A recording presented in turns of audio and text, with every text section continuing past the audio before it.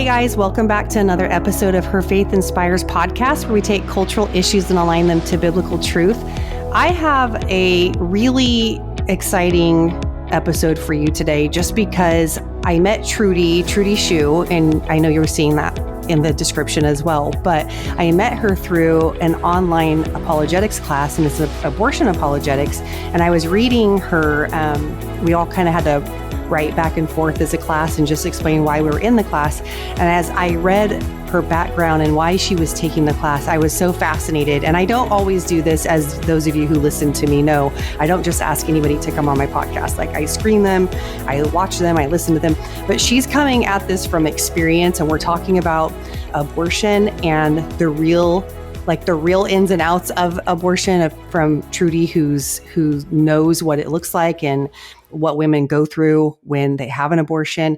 And so that's why I asked her to be on my podcast, because there's just some things that I'm well versed in and some things I'm not. And this is one of them. And so Trudi, I just want to say again, thank you so much for being on here. We've emailed each other back and forth several times, and I really enjoy our communication, no matter if it's by telephone or if it's by text or if it's by email. So thank you for taking the time out of your day to come on this podcast today. Absolutely. I'm so honored to come and chat with you, Shonda. Thank you. So what I want to do is, you sent me your bio, but I thought, I'm not going to read this. I'm going to have you tell us, because even your bio is so interesting. And okay, here's a little fun fact about me. I like to get to know people when I meet somebody, I'll ask them questions, and I probably seem like a weirdo because they're probably like, why are you like asking me so many questions? But I love to find out like where people are from and just get to know them. So I want you to tell us, because this is a great bio. I love it. It's not like, oh yeah, I'm this minister, I speak to women, or I write books. It's coming from a different angle. So will you tell us all about you? Yeah. So I grew up in the Oakland Bay area as a child of immigrant parents, non-English speaking immigrant parents from Hong Kong. And we grew up with nothing. Didn't speak English, thought American culture was foreign, not a church or a Christian family at all.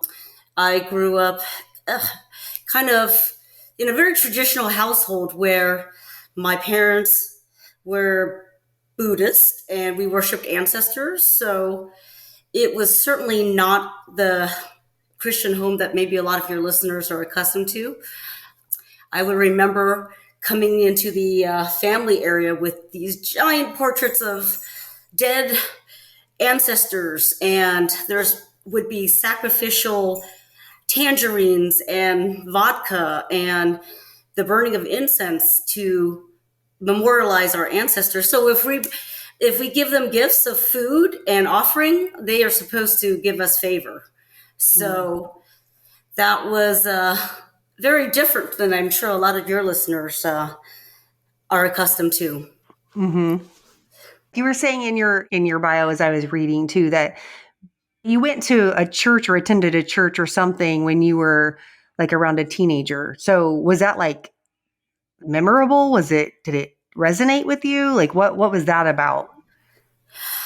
It was absolutely memorable. I don't know if I actually found salvation or was born again in that experience, but I thought it was an escape from being in a home where English wasn't spoken. It was culturally American, which was so cool. It was through youth group and youth ministries, and we didn't have a lot of money in our house, and it was cool to just hang out with other kids and to be able to go roller skating or bowling. And this was the 80s. So there was still fun stuff to do that wasn't just on the computer or online. So I made a bunch of friends that way and kind of learn a bit more about American culture that way. So I think I looked at it was memorable in the sense that I looked at it as a place where I could have friends and go out and not be at home, where home was kind of oppressive. So it was a introduction to the faith, I would say. Gotcha. Okay. Yeah, that makes sense. And then you said that you kind of started to think about med school because of the language barrier between like your mom trying to get medical care, right? Absolutely. So my parents didn't speak English. And at that time, I would say I grew up in the 80s, so translators were not as readily common, even in California. And as traditional Chinese families, we often use herbal medicines or acupuncture to try to treat things. And we didn't necessarily have the best access to healthcare or insurance. Mm-hmm. So my mom, and she was in her early 40s, which is younger than I am now, had some abdominal pain. And I can recall my dad treating her, rubbing her with herbs and these smelly things and teas and potions. And by the time he brought her to the hospital, she went into septic shock and passed from something that would have been easily treatable, as I know now. And I think they were afraid of the medical system. They were suspicious of Westerners. Mm-hmm. And she passed away when I was 11 and was interested in medicine, never turned back, and always wanted to do medicine from that point onward. Wow. Wow. Okay. So that brings me to you're thinking, okay, I'm going to go into medicine. How did you get into, specifically becoming an OBGYN? Great question.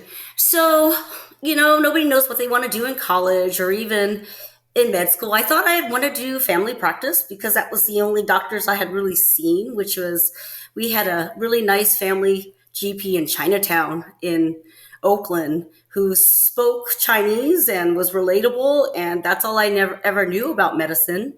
So I went to med school on the East Coast thinking family practice. And I don't know if your listeners have watched enough television to know that med students kind of in their third and fourth year of school, they kind of hang out with real doctors with what we call rotations.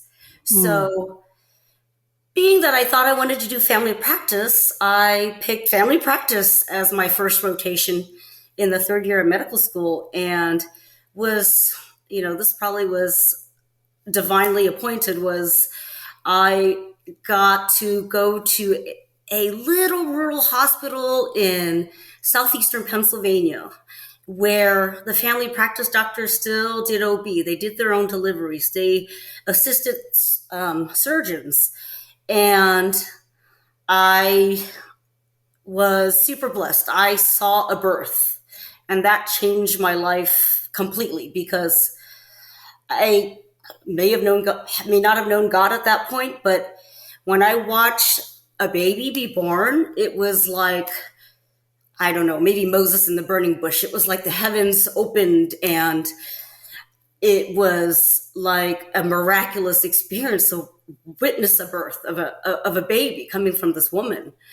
And then I did decide to do OBGYN and really didn't ever turn back from that point onward.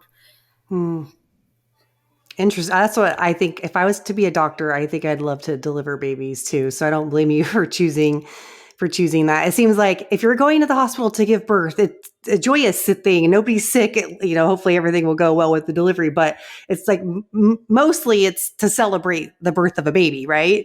So and 95.9% of the time, it's all full of joy, and you get to know these women and be part of their families, and they remember you forever. And even now, I've been in practice for over 20 years, and maybe not so much when I'm doing a delivery, but if I'm watching or supervising somebody doing a delivery, like a med student or something, I think it's still as miraculous as the first day when I saw a birth.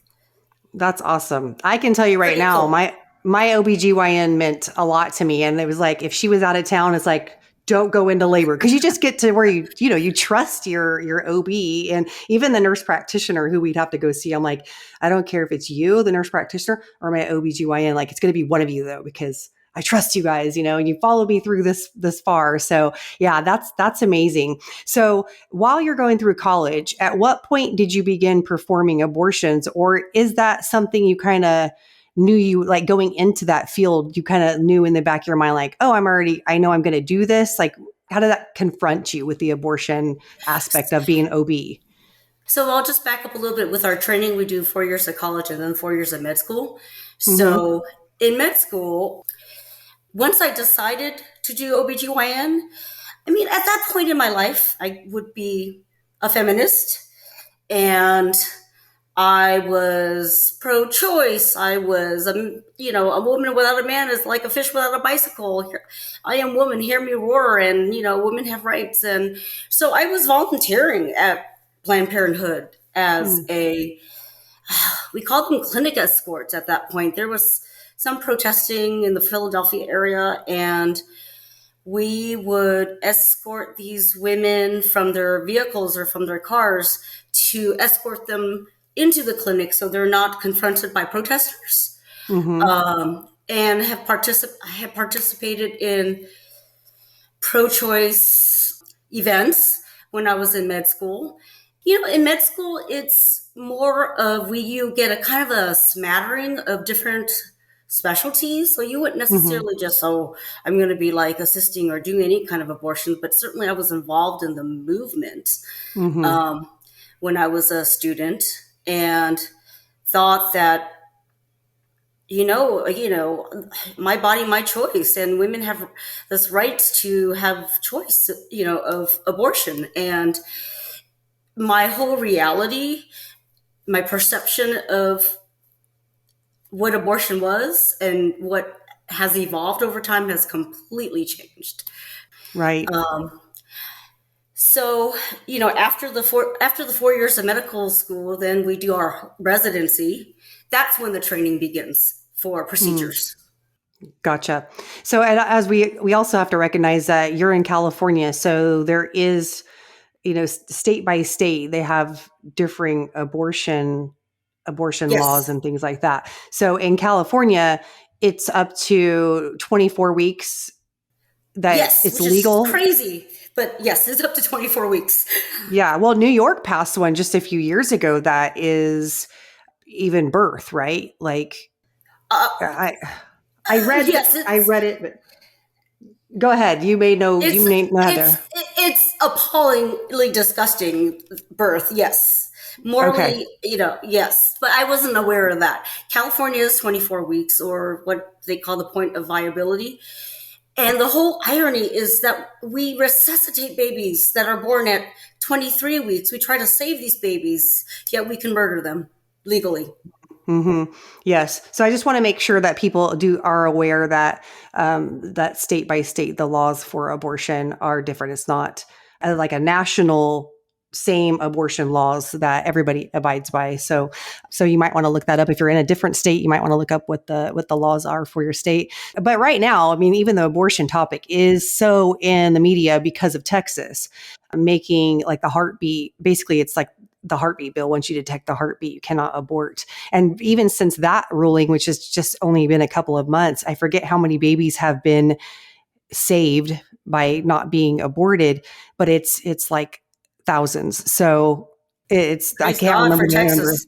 Yeah, I know. They're bold. They're taking a lot of backlash, but they're bold. So one of the other things I wanted to ask you is working with Planned Parenthood I appreciate that the fact that you can give insight into both working at Planned Parenthood and then, or volunteering with them, and then working as an OBGYN. Was there any sort of counseling before the abortion took place, or any follow-up for emotional support offered by, the office or the people providing the abortion? So when I was a Planned Parenthood volunteer, we didn't have the technology to do all these first trimester ultrasounds. So it was a pregnancy test and for confirmation of pregnancy, urine still, it wasn't, rabbits dying, and a physical exam to kind of estimate how far pregnant a woman is. And then the consent process or the counseling process was really limited to a surgical consent. So these are the risks of the procedure, bleeding, infection, hurting the uterus, but not as much as This is a picture of your baby. This is a picture of your baby at 6 weeks, 9 weeks, 10 weeks, 12 weeks. They did like for the woman to agree on some kind of contraception before they left. I imagine that counseling would be very different now. And again, that's state dependent, whether there's a waiting period or ultrasound requirement, etc. Right, right. Do you know offhand if any states say, hey, you have to wait or you have to like pre-abortion counseling? I mean, I've never heard of that myself, but I also haven't looked into it. Have you heard of that being something offered anywhere? So in California is all I'm most familiar with, and an ultrasound is not required. And the counseling is a surgical counseling. It's not a this is your baby counseling. While Planned Parenthood is the predominant performer of abortions, it's also done with private doctors in surgery centers as well, or academic institutions, Kaiser. So there's going to be different protocols at different institutions, but not that I'm aware of in California. Okay, interesting. That's kind of like what I was. I'm really trying to understand, because here's another aspect of what I know that there are a lot of pregnancy crisis centers and things like that we don't often talk about. And I know that there's a lot of questions that are thrown towards Christians, like, well, I don't see you adopting babies, or where are you when they're 3 and they need food or whatever, all these kind of irrelevant questions. That does that mean you kill the child because, a Christian person is not adopting them? But what I was thinking of is, where is the church also taking in the women who are hurting from the abortions, especially because if they're not going to offer, like you said, hey, let's just show you what you're growing inside your womb here, so you can think about this. If that's not being offered before, why would we think that they're going to offer any sort of emotional support after? Because they're not trying to get you to think about what you're doing, right? It's all about, hey, think about the consequences of a surgery, not think about the consequences of aborting your baby. So I just also want Christians to understand, like, we need to understand what's taking place, so we know how to also address this and help women who are suffering emotionally after it. Abortion it's an industry. People are making money off of it. To perform lots of abortions as an abortion doctor, you have to think of it as a medical procedure. Otherwise, I don't know how people can perform these procedures day after day after day and make a very good livelihood out of it. But absolutely, women are not being followed up. It's as if you are getting a cavity or a tooth removed, right? You had a procedure done. Here's your aftercare instructions. Take your antibiotics. Here's some pain medication. Call us if you have fever, chills, bleeding, just like a dental procedure. And that's what that's what another thing I wanted to bring up, and I'm glad that you mentioned it. So you work with other doctors and medical staff in your field how they view the unborn is what makes this either easy to do, like you said, to be able to go through with it and perform the abortion, or to say, no, I won't take part in that. And that's basically, do they equate them as humans? Do they see them as humans? Do they see them as human but not persons? And we talk about a lot of that in the abortion apologetics class, how they have to justify ending the life of an unborn baby. Is it also a choice for OBGYNs? They don't have to perform abortions if they don't want to, if they go into that field? Absolutely. So I'm fortunate to work at a faith-based hospital, so it's not an option for me at this point in my career. But previously in other facilities or institutions or healthcare systems I've worked with, I had performed abortions. And it is absolutely up to the OBGYN how comfortable they are performing the procedures. And even within the abortion world, there's obviously different types of abortions. And There are even fellowship training programs that are called family planning fellowships, where young OBGYNs out of residency can train more to kill babies, to improve their skills with abortions. The partial birth abortions, or D&Es, are highly specialized. People would actually seek advanced training to perform those procedures better. So when early in my practice, I had performed abortions, and you have to depersonalize. I mean, I think we're trained to do that in medicine. If there's a trauma or crisis situation, or if there's an emergency, you kind of decompartmentalize from the situation. Otherwise, what will you do? Panic and not make great decisions.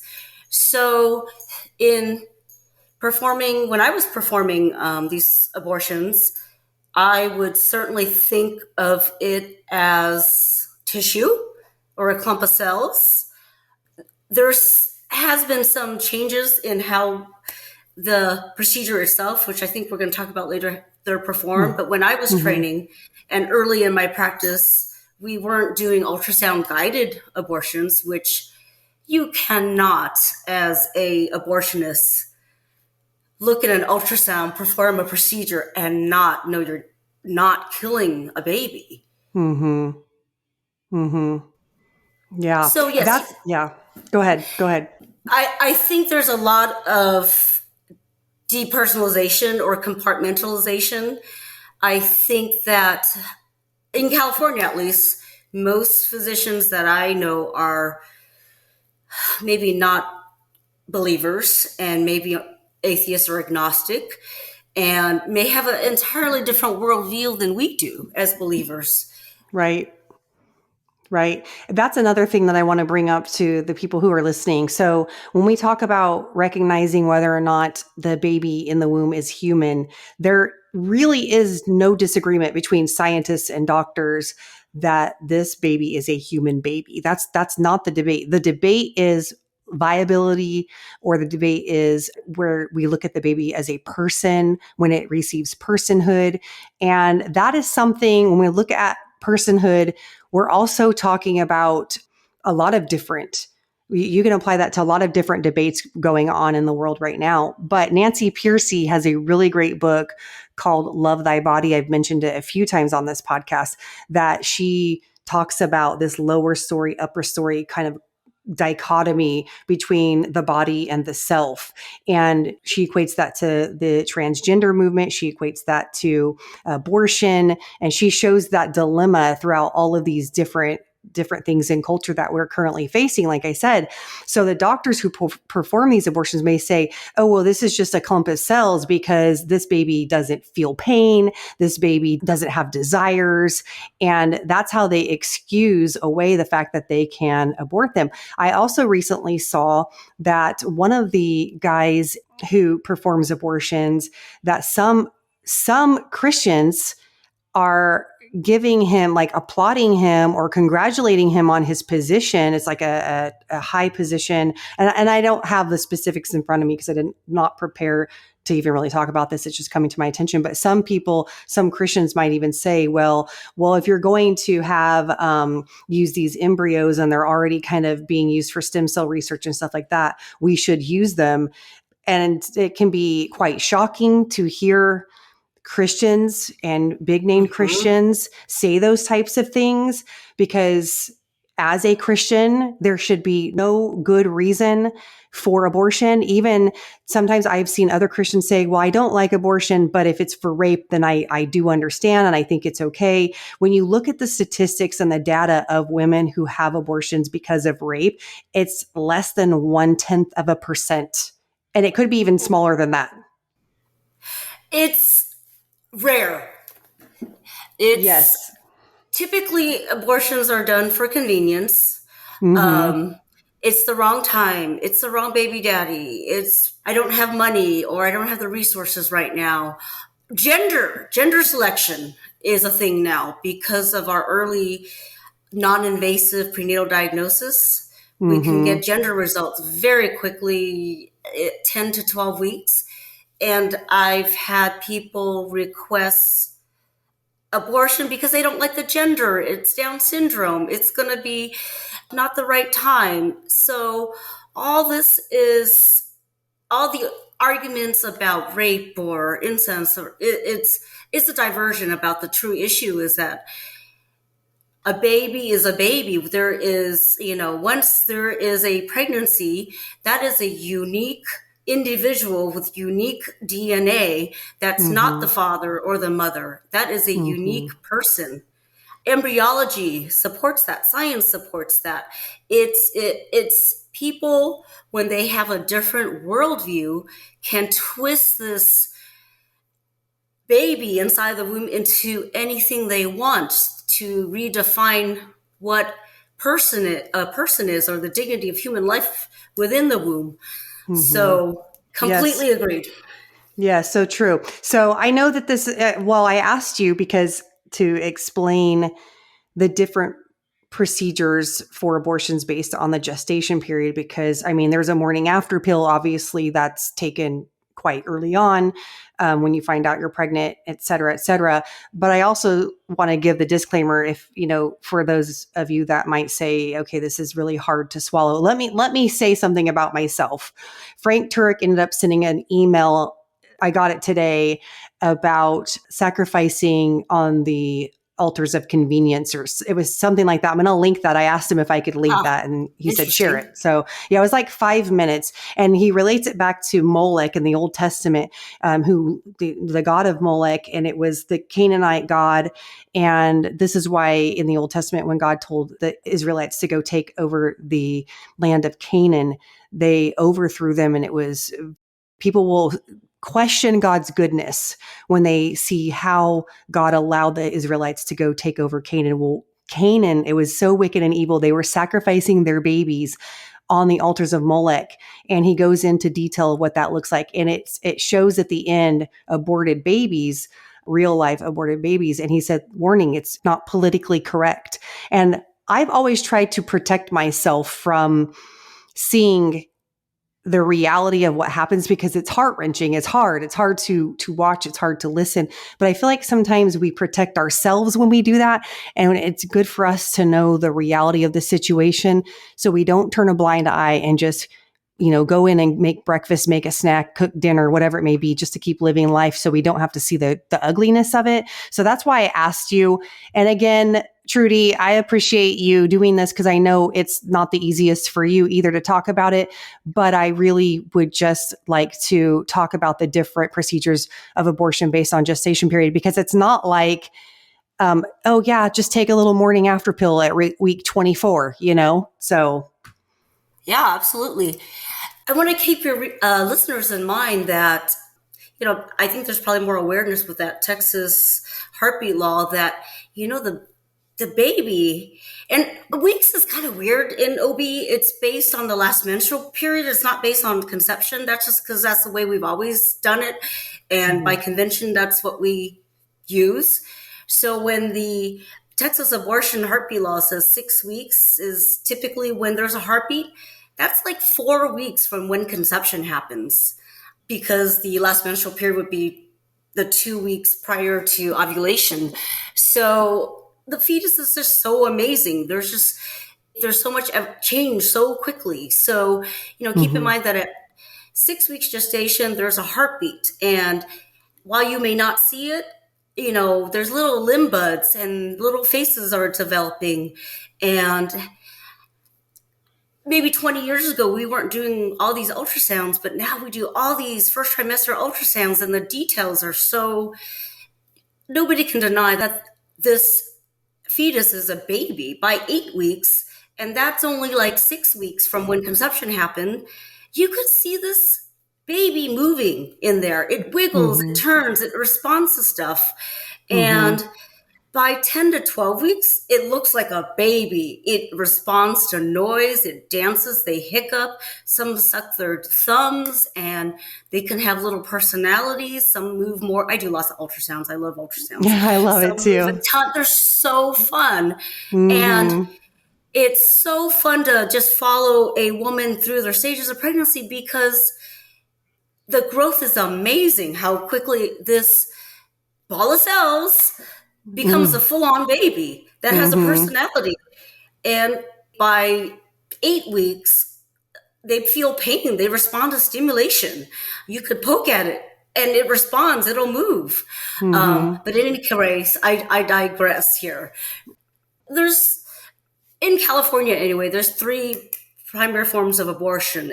The first one would be the medical abortions, which are pills. This was what they were trying to mail order during pandemic so people didn't have to be seen, which is ridiculous. In any case, it's a series of 2 pills. The first one being RU486, which is also called Mifeprex as the brand name. And that is a progesterone blocker. What that does is it blocks the baby's receptors to progesterone. So it kills the baby, basically. And then it's followed up in 48 hours by what's called misoprostol, which is a medication that causes contractions. So the RU486 or Mifeprex kills the baby, followed by the misoprostol, which causes the cramping, contractions, or labor pains for the baby to be expelled. And now, what point is that to? Up to about 9 weeks. Okay. And that you do have to do an ultrasound for, because really dating is, I think they're doing ultrasounds mostly for all of this, because dating is crucial for determining which procedures could be done. I would say that's probably more common because it's so easily available through Planned Parenthood now, these tablets. I guess people find it less distasteful because it's not a medical procedure and it's just pills.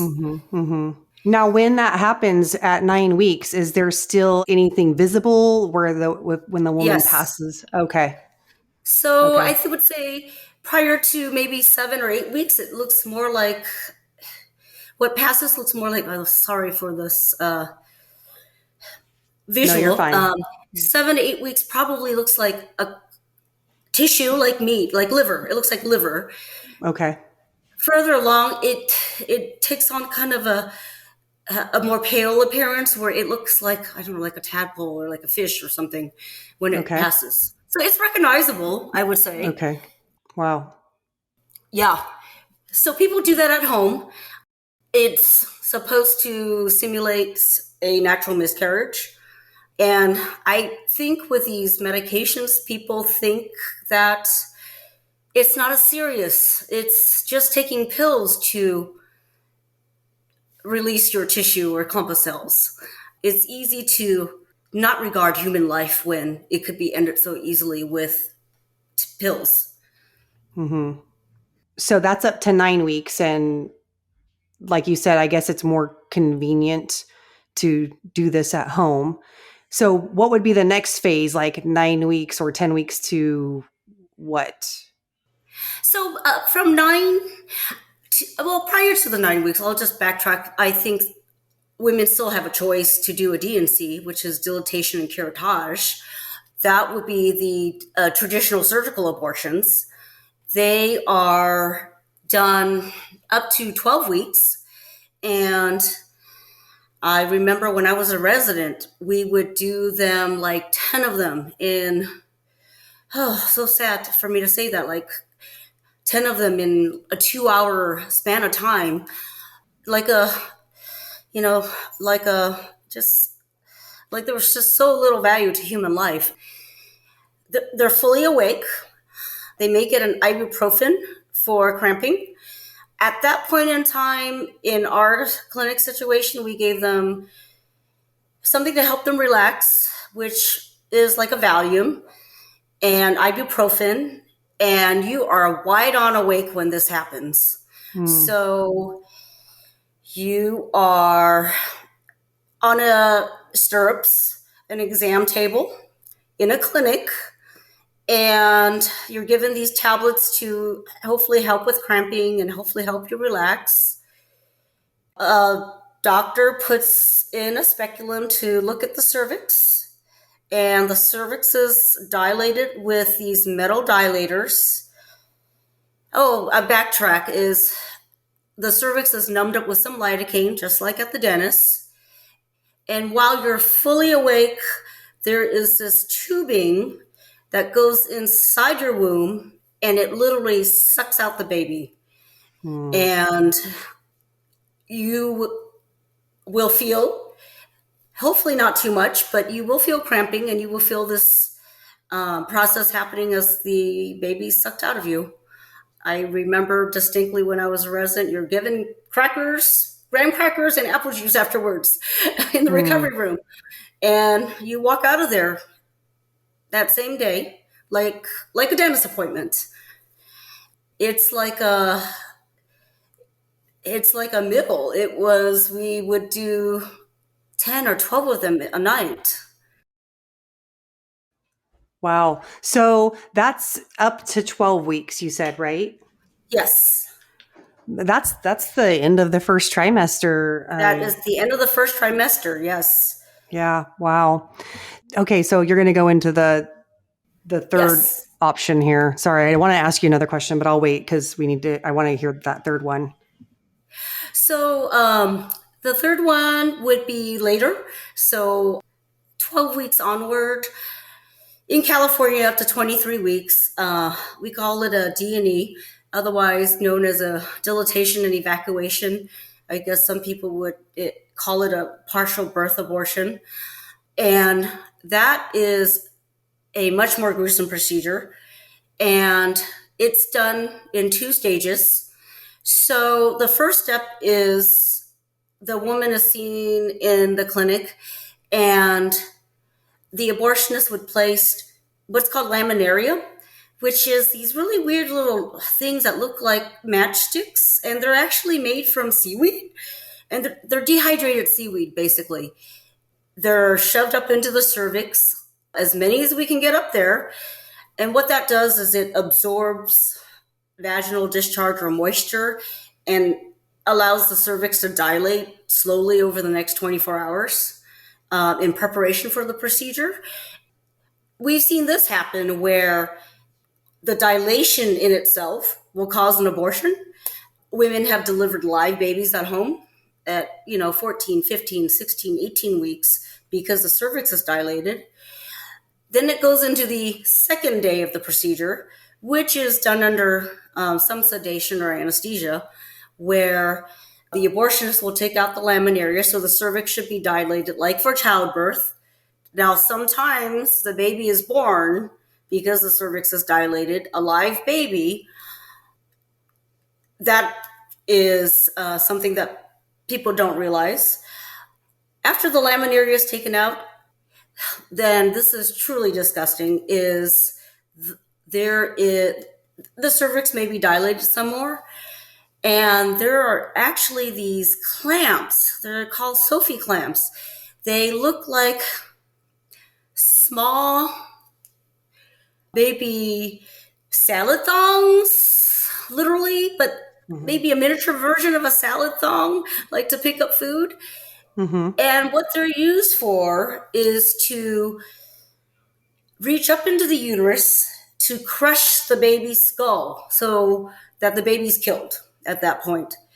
And this is done under ultrasound guidance. So there is no way anybody who does this procedure does not realize that they are killing a human being. When you crush the skull, and I always thought of this as like, do you remember in Beauty and the Beast where the candle sings, try the gray stuff, it's delicious? It looks like that. It's gray stuff. This gray stuff comes pouring out of the cervix that looks like gray custard, and that's the brain matter of the baby. So the skull is crushed, and the brain matter pours out, and you take these other instruments that are forceps, basically giant forceps, and you reach in there and you pull the baby's limbs apart. And you pull the baby out in little bits. You get, you obviously you wanted to get the skull first, but then you get the limbs. You see fully formed hands and feet, and you get the thorax and the legs, and then you suck out the placenta with that suction machine. Mm-hmm. And, prior to the days of ultrasound, when I witnessed these, we literally put all the parts of the baby on the operating room table and we counted them to make sure they were all present, to make sure we're not missing a limb or the spine or something. That's how an abortion is done. So what It's, happens when the baby was born alive? Like, would the doctor just crush the baby's skull outside of the womb? yes. Hmm. I've also seen some ultrasounds of things being inserted into the cervix and the baby moving away from it, like you said, Yes. feeling pain. I would assume that the doctors can see that as well when they're doing this, when they're performing this procedure. Well, you have to, because the babies will move away from any stimulation. They have brains, they have a spinal cord. They, I mean, anybody who's been pregnant said, so you poke your Yes. belly and it pokes back. It's a human Yes, being in yes. there. So Well, just, they, at 18 weeks is when I had yeah, all my ultrasounds, and I only had one during yeah, my pregnancies because thank God I had healthy pregnancies. But during the 18-week ultrasound, two of my boys were sucking their thumb, and yes. one of them, I saw his hand, like his thumb and hand, slide down his nose, slide through his mouth, and then he sucked his thumb in, and then I started to giggle because it was so cute. And when I giggled, he startled and threw his hand out of his mouth. And it's like you could just see his little personality, like a little startle because I laughed and I giggled and it made my belly shake. And it's like, don't tell me that's 18 weeks. This is it. What would bring a woman to wait that long, to wait until the last minute, according to California law? Like knowing you're pregnant for that's 4 months. No, that's 5 months. What would bring you to wait that long? Do you know? I mean, has any of them shared why? I think that not everybody is maybe as responsible as you are. There's people who are just indecisive. There's people who maybe don't find out they're pregnant till much later. They have irregular periods, or they're just not in tune with their body, or they may be on substances, or they may be mentally ill, or they may be young and naive, or they're just in denial that they're pregnant and they procrastinate. And many of us maybe have procrastinated to not study for a test or pay our taxes, but people procrastinate Mm-hmm. uh, Mm-hmm. this decision, and it doesn't get any better if you wait, right? As we know from taxes and Right. exams. Right. But people wait. People are indecisive. People maybe, I've had people who lost their boyfriend and at 22 weeks decide this baby wasn't for them. I've had people who don't dislike the gender of their child because it's not the gender they wanted, and now with early prenatal diagnosis they can find the gender. And Mm-hmm. there's this There's is a no variety. fault, no fault state, right? For abortion, Right. you can have an abortion for whatever reason you want. I have too much morning sickness. I can't stand this. I'm getting Mm. fat. I don't know. Right. Right. Well, I guess like you said, it's anything and everything. Did you ever witness like an internal struggle, an emotional struggle? Anybody afterwards just, you know, did Yes.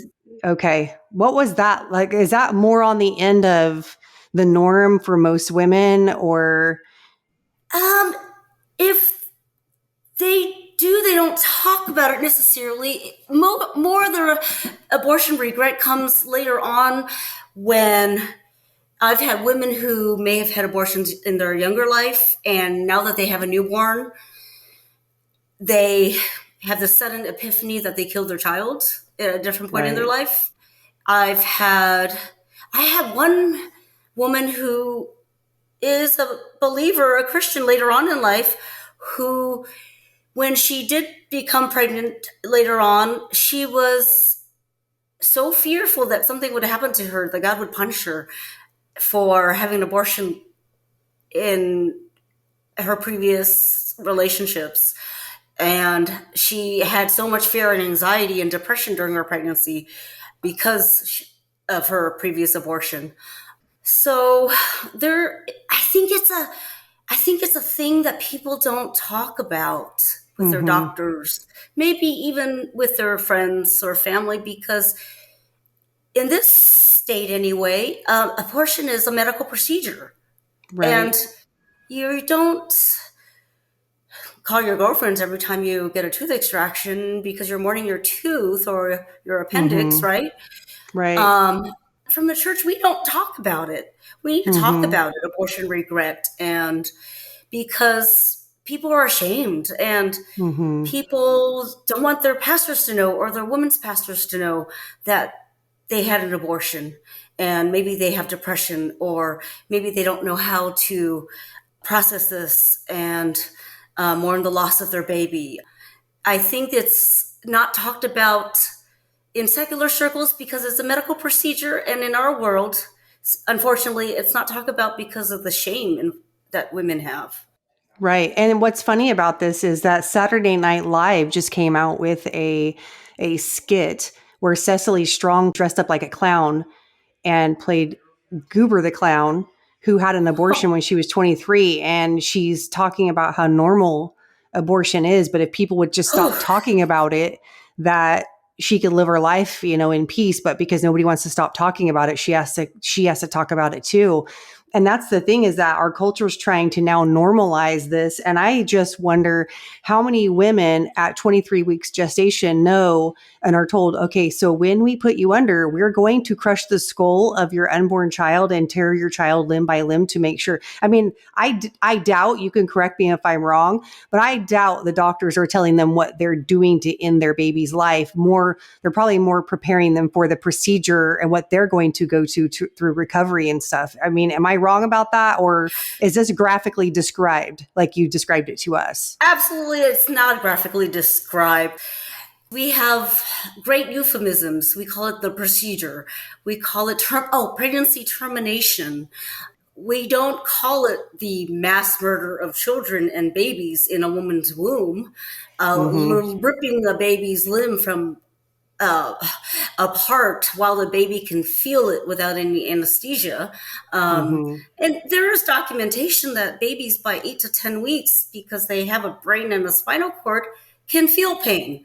So all of it is atrocious. But I think if more women understand that this is a baby, that it's the wholesale murder of a baby, it would not be thought of as the procedure, a medical procedure.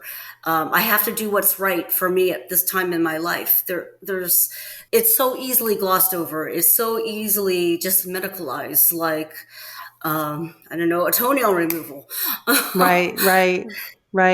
And I want the listeners to understand, you told me even in your bio that you were a pro-choice advocate. You were a feminist. You said, I am going to help these women who want to have abortions. I'm going to be the one who walks them in and out of these clinics. And now you are taking an apologetics class on how to talk to people about why abortion is a sin, why it's murder. And I love that, Trudi. You have experience, you have a message where people will listen to you and say, okay, that's what this is. You are the one behind the doctor's door, where nobody else has this view that you do. Nobody has this insight, or not many that want to come out and speak about it on behalf of the unborn. Speak on behalf of the one who has no voice, And so what made you decide to stop performing abortions? What was the moment where you said, I'm not doing this anymore? Well, I found God. I found Jesus. I became born again, and then I surrendered my life to God. That's first and foremost. I remember the last abortion I did, which was probably about 10 years ago. And It was under ultrasound guidance because they were twins. And they were twins, beautiful twins. And this woman had, I think, a family of 3 already. And she would have been thrilled with one child, but 2 was just way too much. And I think I wasn't doing a lot of abortions at that point under ultrasound, but because it was twins, I wanted to make sure I didn't mess up and did it correctly. I watched as the tech is holding the ultrasound on the woman's abdomen, and I'm dilating the cervix. And there was this one baby that was sucking his thumb, and the other one was bouncing. And then as I'm putting the probes and the dilators in, and they're moving away from the instruments, and you could see the heart rate go up. It's like fear, because it doesn't want to be touched like that. It doesn't want to be invaded like that. And then you see in another moment, these babies, they're sucked into the machine and they're dead. That was really, really heart-wrenching for me. And I, shortly after that, really doubled down on my faith in Christ, and really those passages about how God made us all in his image, that just really resonated with me. And I repented. I mean, I am, tearful as I speak about it now. And, I've had patients who may have been tearful about their abortion, and they know I'm Christian now. And I say that, our God is loving. He forgives us for our sins as we repent. And I completely get it, because I've killed, I hate saying that, I've killed hundreds of babies.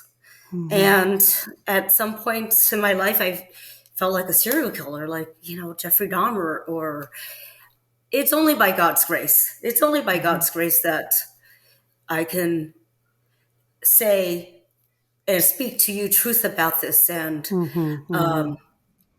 know that, the God who died for us on the cross, died for me as an abortionist, for all my sins, for everyone, all the women out there who may be hurting, for any sin that they've committed, even abortion. We have a God that loves us, who gives us grace, who forgives us. And that is just joy unspeakable. And it's by his grace that I can speak truth about this to you, Shonda, and to your listeners, that this is the wholesale mass murder of babies in our country that's sanctioned by our state. It's sanctioned by insurance. It is almost like a rite of passage for some communities. And it's disgusting. I mean, it's just morally, I can't even. So. Well, I feel your heart. I feel your passion, and I feel your hurt at the same time. And, I do, we serve a loving God. His grace extends farther and wider than man can imagine. And I know that even you sharing this with us I know it's not easy for you, but I also know that God will take your message and your experience, and he will help others with it, because he has redeemed you. And that's the beauty in the message of the cross. And so as we get ready to wind this up, and I wanted to see what advice you would give to a couple of different types of people in different situations. First, maybe there's a woman out there who is contemplating an abortion, or maybe one day she will contemplate an abortion, because I have a lot of women that listen to this podcast. What advice would you give to her? Oh, I would implore her to think about this pregnancy as a human being. As a human being is at first trimester 6 weeks with a heartbeat, is a human being in the second trimester with limbs and moving and dancing and with hiccups, as is a newborn baby is a human being who is just newly delivered. These are babies. They're all human beings made in the image of God Mm-hmm. and indistinguishable, all made in the image of God, just at a different stage of development. Right. Um, we have, we do have a eight ball cell stage pretty soon after conception. And by God's miracle, in 2 weeks, 4 weeks, it has a heartbeat. And in another several months, it looks like a fully formed baby. And that is the miracle of God's creation. Mm-hmm. And in another couple more months, that is a newborn baby in your arms. And well, not everybody is meant to be a mother or obligated to raise a child. No one can murder a baby. Right. That Right. is a whole different morally wrong act.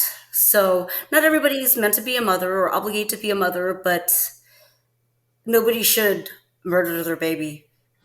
Absolutely. That's a great point. And what about to those who want to defend the rights of the unborn, but are afraid to do that in our cultural climate? What would you say to that person? Well, I think we have to speak truth. And the most the I hate the argument of, abortion, people should just have the free to choose, and women should have a free choice. It's not for me. I can't do it. It's not for me. I wouldn't do it to myself, but other people should have the choice. I love what I'm learning in this class. That's such a subjective argument, like ice cream.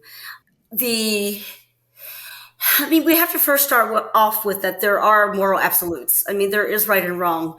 And even most people who don't even believe in gods will still argue that murder is wrong. Murder of infants and toddlers are wrong. And in that sense, there are moral absolutes. And if science and embryology has defined pregnancy as a human baby in a different stage of development, how is that not murder of a Right. baby? It's not subjective; it's objective. Right. A pregnancy, a baby, is an objective baby. Hence, abortion is wrong. I think people have to speak truth. I Yeah. We're think obligated to do that. We we are obligated we as Christians. we as Christians are obligated to speak truth. I think physicians, we should be obligated to speak truth. Um, I think there's so little truth now in our culture. I think that, we're legislated to think that there's 200 genders in California, which, Yeah. as a physician and a science person, we have never thought of that as truth. As there are two genders, the fetus is a baby. So I think as Christians, we're obligated to speak truth. Yes. Yes. I want us to remember too. I love I always say Genesis 1 through 3 is my favorite three passages of scripture. I just think Genesis 1 through 3 shows the creation of God, the fall of man, and the redemption of man, all in those three passages if you were to go back and study it. But one of the things that catches my eye in Genesis 3 is Eve is referred to as the woman in chapter 2 at the beginning of chapter 3. But after the fall and God pronounces judgment, and with that judgment, death is now part of the normal part of our lives, right? We will all die one day. It looks bleak, but God also shows Jesus in there when he says that through the woman's seed, basically, our Savior is going to come, is what it means. But Yes. then Adam looks around And in the midst of now this perfect fellowship with God is now severed, they're going to be driven out of the garden, that she's going to experience pain in childbearing. He's going to have to till the ground by the sweat of his brow. And all of that, like you'd hang your head down and you'd say, God, I failed you. Oh my gosh, this is terrible. Adam looks over at Eve and he says, you are now Eve, the mother of all the living. And that's the hope for when he looks at the woman, out of all the things that went on that were, you would say, these are bad things. Adam saw the life, and he saw that life would come through the woman. And when you look around at every person in this world, they were carried in the womb by a woman. And that's what women, God has chosen us to help bring the life into this world. Be fruitful and multiply, that command given to both men and women, because we need men, obviously, to childbear. But she gets to carry that life in her womb. And that's part of our purpose on this earth. And when we go to those clinics, a man doesn't get to say anymore. If he says, hey, that's my baby too. Wait, I don't want to abort it. Doesn't matter what you have to say. You don't have a voice in this, Dad. You don't. She gets to say, and she has full control over whether or not that baby lives or dies. And so when you think about that, when you go to that clinic, remember who you are. Remember who God has created us to be. Look at your children and say, God has given them to me. I have birthed them. When I look at my 3 boys, I say, I get to be that influence in their lives because God allowed me to carry them in my womb. And now I get to influence them and show them what it is to be a man of God. And that's the beauty of womanhood, biblical womanhood, not feminism. It's biblical womanhood where we can say, I am proud to be the one who God has chosen to bring life into this world. And I've been given this miraculous ability to carry and deliver children. And we are differently made. We're different from men. Thank God. We are complementary. We need each other to create families and, serve our purpose with God. And I think even in the world and for a lot of women, even in churches, we forget that being a wife and a woman and a mother is such a gift. It's such an honor to be able to do that. Yes. So there are some listening who may be like, I want to talk to Trudi. Maybe you've been through something where you need her advice, or you just need somebody who may understand where you're coming from, where I don't. Then you can, I don't know, Trudi, if you want, I can have them email me and I can forward that to you, and you don't even have to explain it to me. If you have a question for her, just say, hey, Shanda, I need Trudi to contact me, and I can give her your email. Great. Okay. That way you can just use me as the avenue. And again, you don't have to send me your question. You can just tell me that you'd like to get in touch with her, because she's going to have insight and advice for you that, like I said, I haven't experienced. But we are all in this walk together. We are here to encourage each other. So if you have any questions, you can email me at hello@shandafulbright.com. I will make sure that Trudi gets those. And Trudi, I just want to say thank you so much for sharing everything that you shared today. This was amazing insight.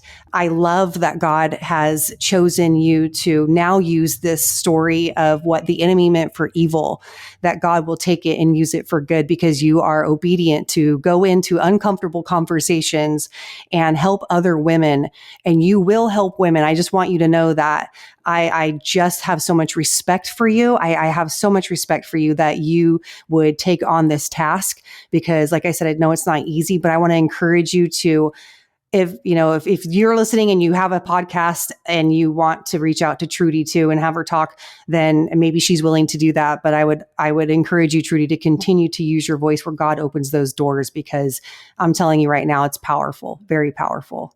And I would encourage all of your listeners to think about this issue. It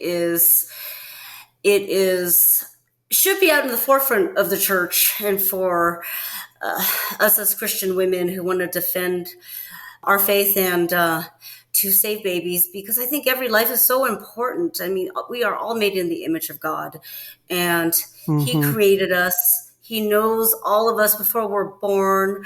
And any woman who's had ultrasounds before know that each baby in the womb, they all have their own personalities, and they're all different and uniquely made images of God. And I would love to talk to anybody, pray with anybody, and answer any questions anybody has.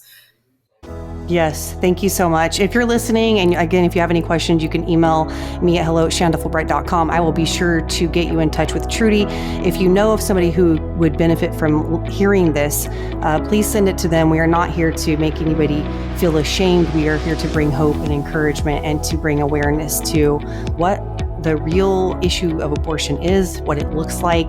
And we as the church, if we're the hands and feet of Jesus, we have to look down and ask, are they dirty? Have we been getting them in there and doing the work? And this is one of the topics that will help us do that. So I hope that this helped you, encouraged you. And again, if you have any questions, let me know, and I'll catch you on the next one.